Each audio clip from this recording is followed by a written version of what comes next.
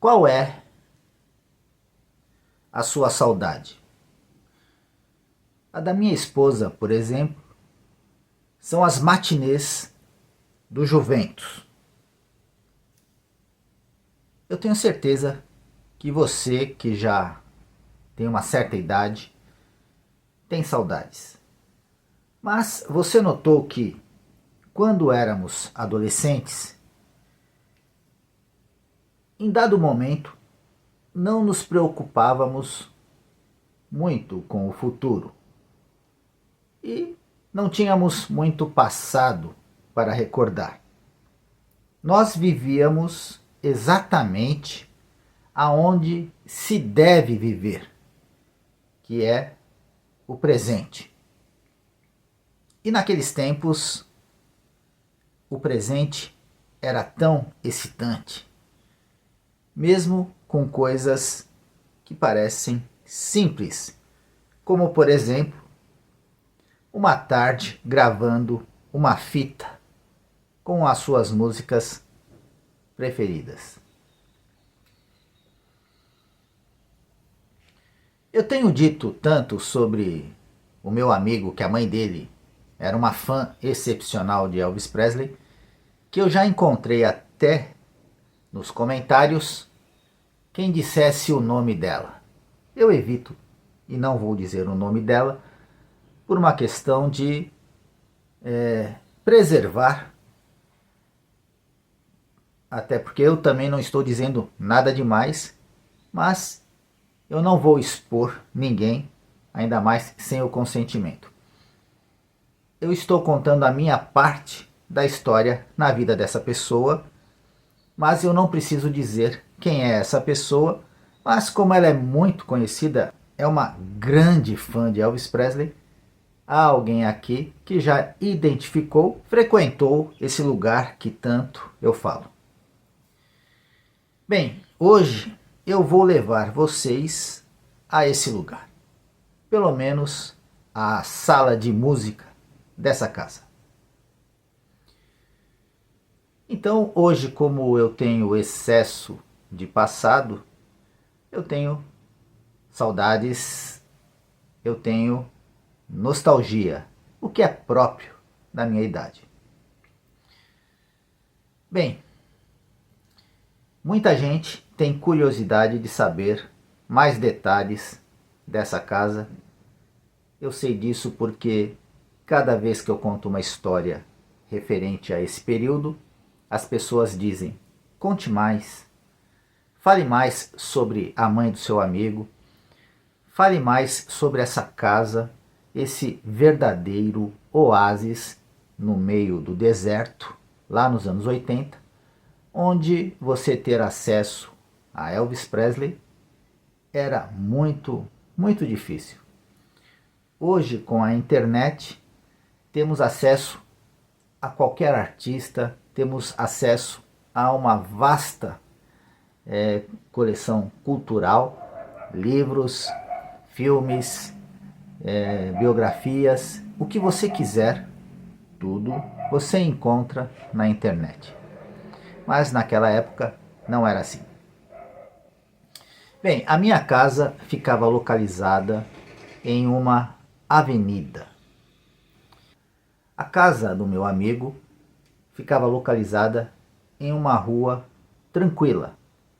E isso nos anos 80 contava com você ter um movimento muito grande de manhã e à tarde. À tardezinha, 6 horas, 5 horas em diante.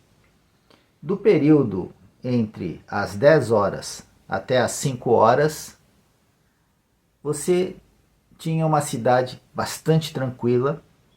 A rua do meu amigo, por exemplo, se você quisesse, você poderia jogar bola.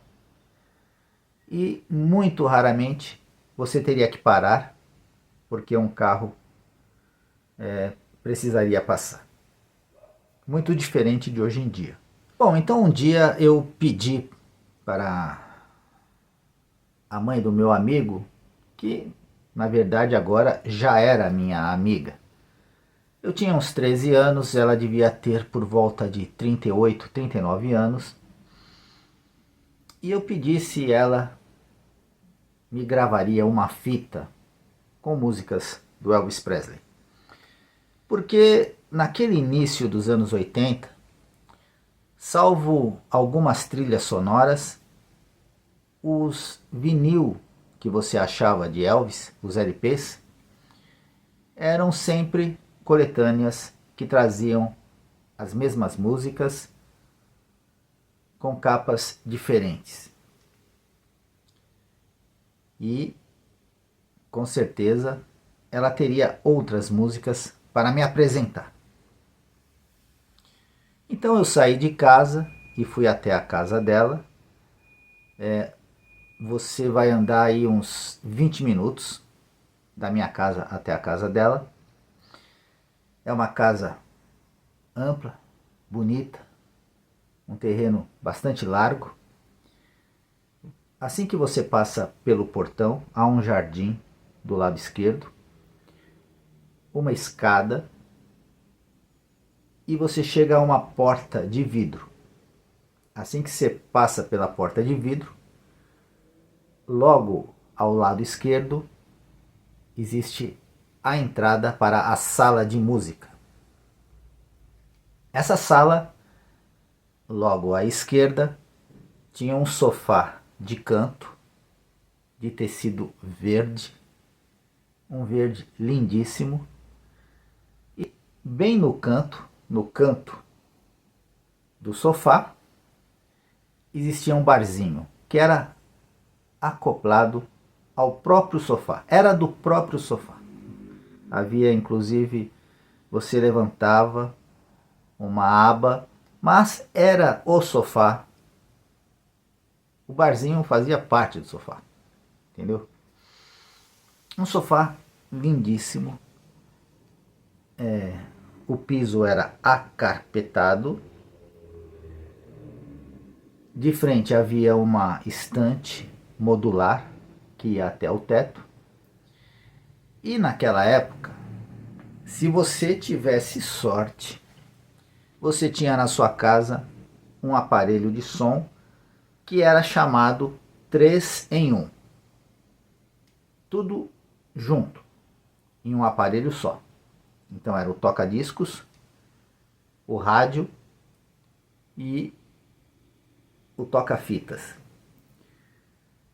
O toca-fitas, além de tocar as fitas, ele gravava também. Então você podia gravar a música que tocava no disco ou a música que tocava no rádio. Mas se você quisesse ou pudesse um som de melhor qualidade, era os que eram separados, eram módulos. Então você tinha o toca-discos, você tinha o tape deck e você tinha o rádio. Eles eram separados. E lá na casa dela, ela tinha um aparelho desse. E tinha um som incrível. Era uma sala bem ampla.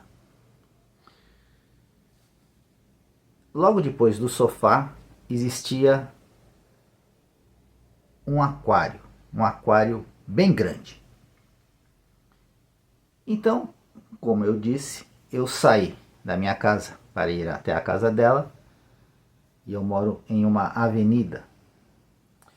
Assim que eu estou dentro dessa sala, não há barulho externo. Foi realmente como passar por um portal para um outro planeta. Então, ali no canto, o aquário e apenas o som borbulhante do filtro, filtrando a água para os peixinhos.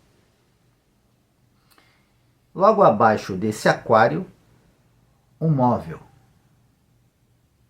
E dentro desse móvel, que inclusive aparava o aquário, centenas de discos de Elvis Presley. Centenas.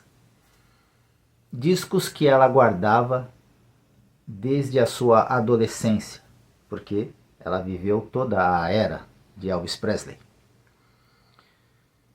Então, com muita paciência, ela me mostrou muitos daqueles discos.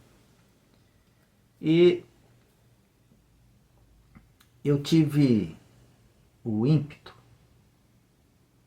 de não pegar, eu me segurei para não pegar em nenhum dos discos, porque eu senti que aquilo era tão caro para ela, era uma coisa não caro de valor, embora fosse caro de valor, mas assim, era algo de tamanha estima, e era um mais bonito do que o outro. Inclusive, eu não esqueço de um que ela abria e parecia um cartão de Natal. Ela era um álbum duplo que, quando ela abria, aqueles cartões de Natal que eles sobem assim o pinheirinho e tal, subia a mansão em papelão, os Cadillacs, o portão. Eu fiquei embasbacado. Ela mostrou tantos e tantos discos que é difícil lembrar de todos, porque você está em estado de êxtase, olhando um, outro, um, outro, um, outro. Mas teve um que ficou na minha memória, que era a caixa Silver, a caixa prata, que era uma comemoração aos 25 anos de Elvis na RCA, na gravadora RCA. Então, essa caixa ela tinha 8 discos. E quando ela puxava, os encartes de cada disco traziam fotos lindíssimas de Elvis. E era meio que um dos últimos que ela comprou. Eu não sei se havia saído aqui no Brasil ou se ela importou, eu não sei. Era recente isso. Eu nunca pude comprar esse jogo, porque ele era caríssimo. E quando eu pude comprar, eu não achava. Mas um dia eu achei em CD, com o nome Elvis Aaron Presley. E as fotos que vinham nos encartes eram essas.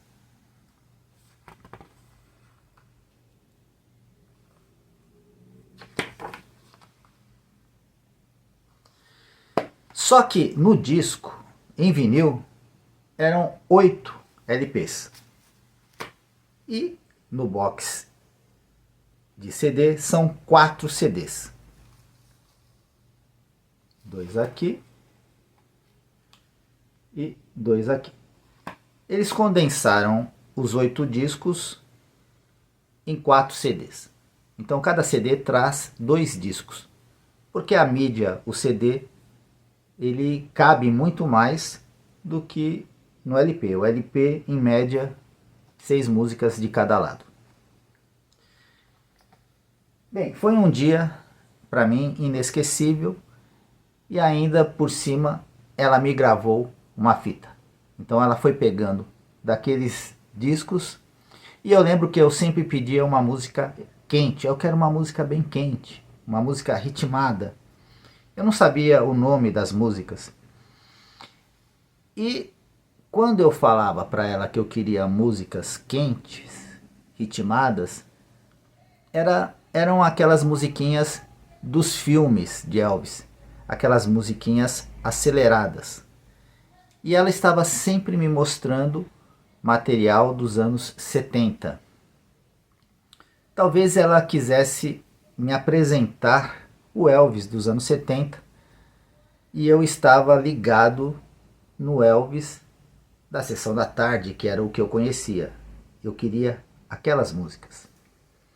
E as trilhas sonoras que eu havia comprado, eu tinha 3, que era Carrossel de Emoções, King Creole e Seresteiro de Acapulco.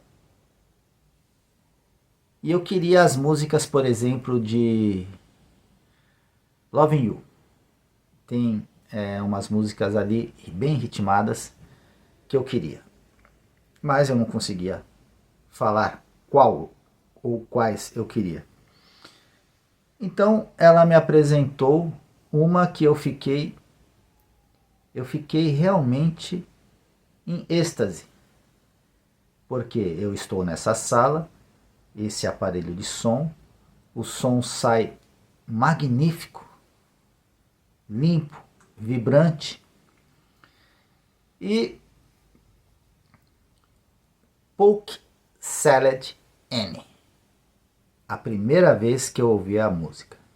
Então quando o Elvis fala polk e ele dá aquela batida. Salad, 2 batidas. Aquilo foi uma revelação para mim. Um Elvis totalmente novo, que eu ainda não conhecia. Ontem eu falei sobre o filme That's the Way It Is. Mas isso é antes. Eu escutei primeiro a música, depois eu vi a apresentação de Elvis no palco, que ficou ainda mais incrível. Então essa foi a minha história de hoje, esse encontro que eu tive nessa sala de música da mãe do meu amigo, a minha amiga também, e que eu guardo grandes recordações. Elvis forever.